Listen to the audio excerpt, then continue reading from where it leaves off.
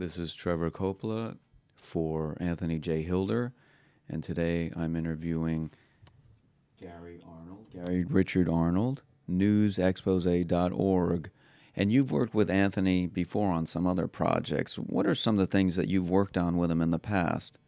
Yeah, we've had some fun people to power. One of the ones was when Ronald Reagan was being nominated in 1980 in Detroit. We put together a newspaper tabloid for the convention. And of course, on the outside of the tabloid, it was red, white, and blue with Ronald's smiling face.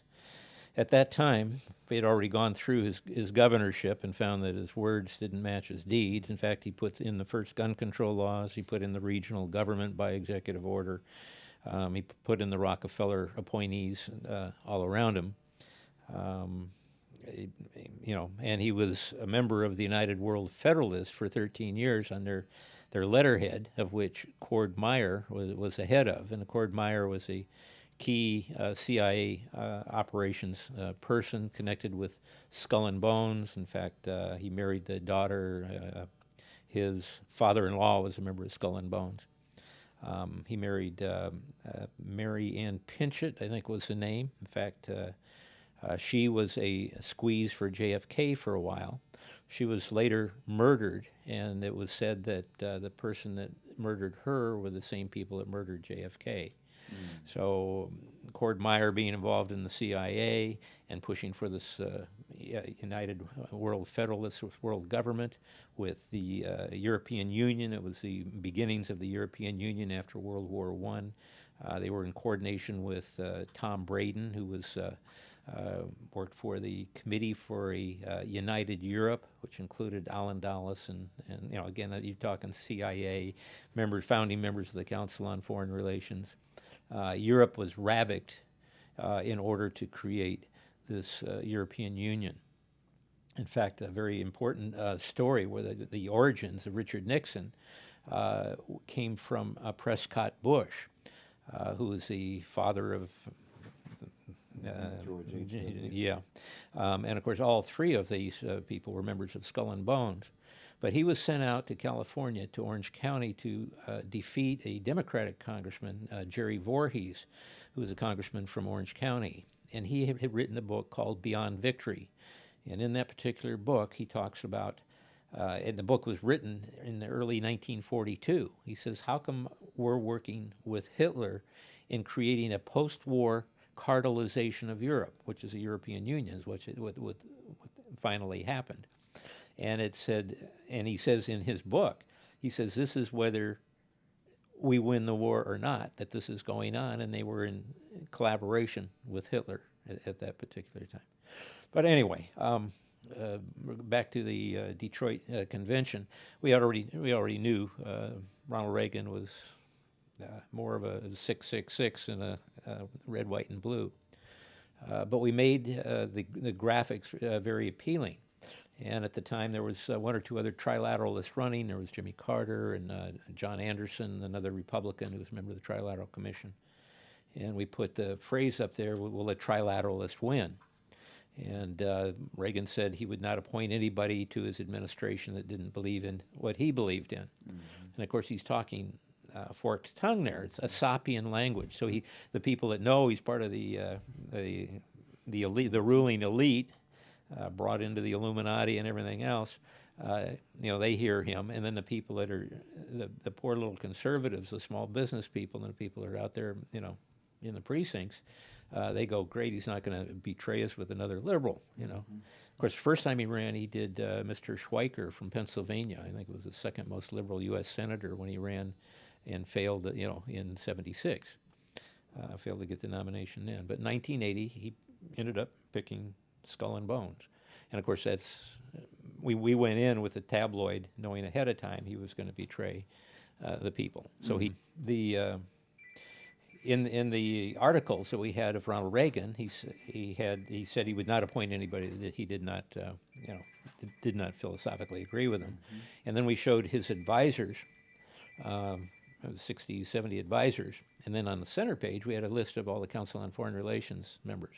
So if they would match the advisors with the Council on Foreign Relations members, they would they'd figure it out. But it wasn't something you're going to figure out, sitting in a stadium going like this. You're going to go home and look at it and go, oh my God.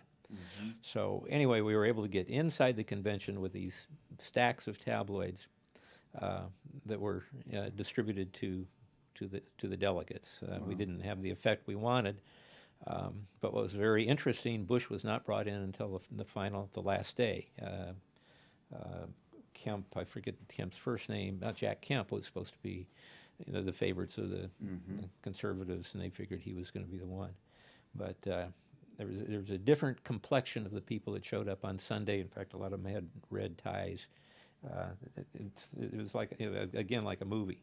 And then when they put in, George Bush, there was a lot of people crying at that.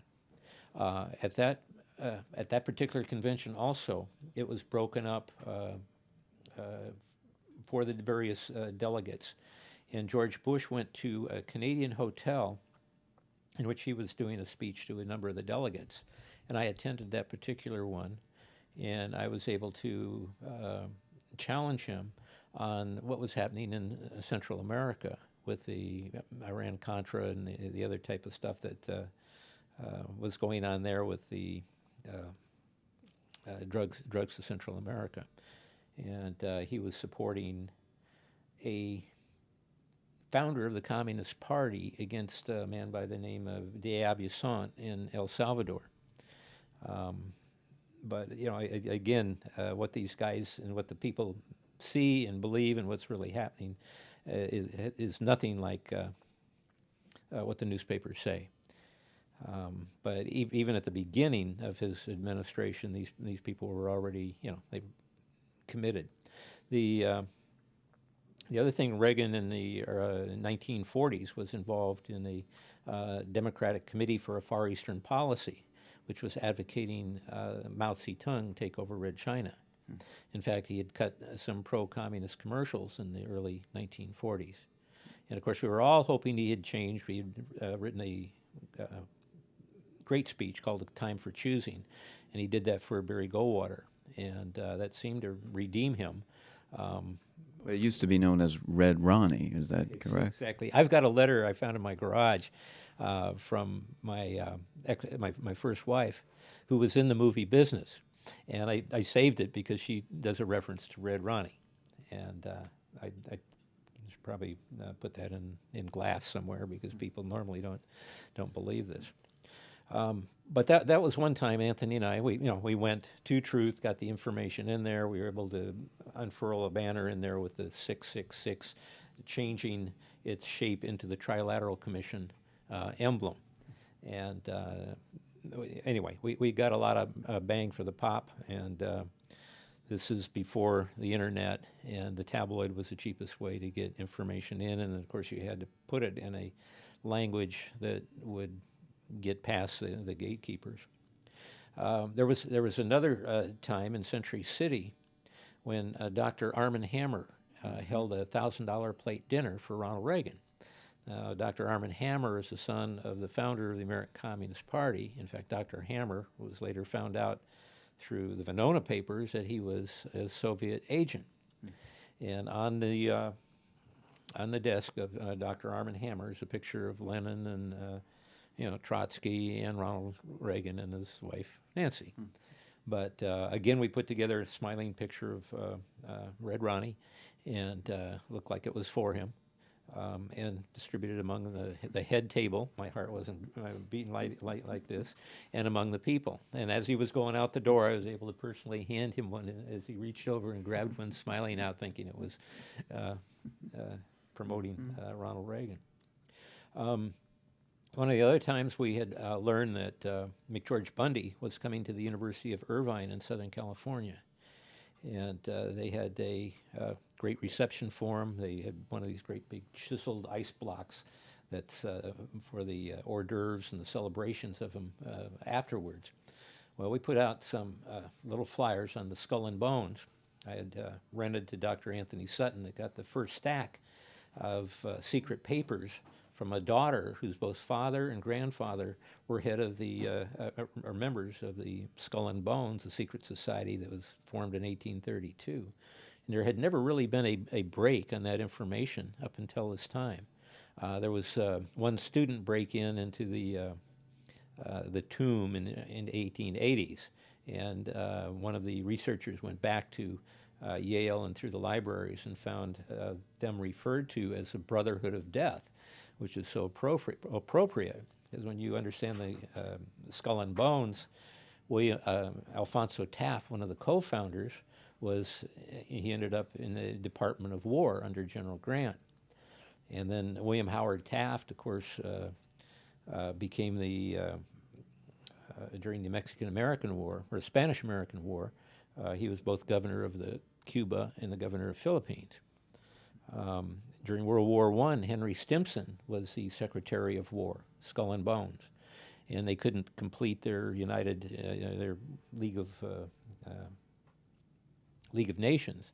So that's when they formed the Council on Foreign Relations to con the American people, and they've virtually taken over the administration and the two political parties, and it's pathetic. More people don't know about it. You know about that, and it'll make a huge difference in your understanding and your actual survival. But during the Second World War, Stimson was put in charge of as Secretary of War once again. Okay, we were talking about the Dr. Armand Hammer being involved in the founding of the American Communist Party. And here you've got Ronald Reagan, who appoints Skull and Bones, supposedly the wealthiest people in the world, conjoining in their projects for world government.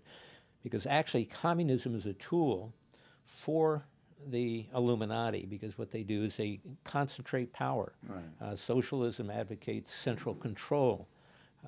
There's independent socialists and there's socialists that are used in order to generate and constrict power. But again, really important to understand that communism is not against the banking establishment. Communism is a tool of the banking establishment in order to create the enslavement. Yeah, I think that's key for people to understand, that it's just like a bird needs two wings, the right wing, the left wing, to fly. I mean, they're both controlled and they're both run by the same people. And there is no ideology about, I mean, somebody who's a real communist who buys into all that nonsense, they're a small person on the totem pole. They're just a useless idiot.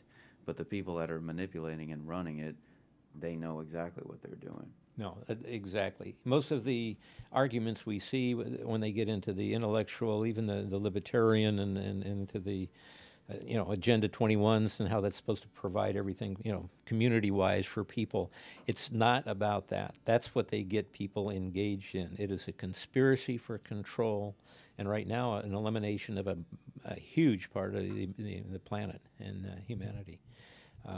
And that that's where it's at. If you don't understand conspiracy, you're never going to get it. But it doesn't hurt to understand a little bit about free enterprise and the dangers, of concentrations of power. That's valuable, and it's organic to understanding and thriving. Thanks so much, Gary Richard Arnold, newsexpose.org, for Anthony J. Hilder. Thanks so much. Thank you.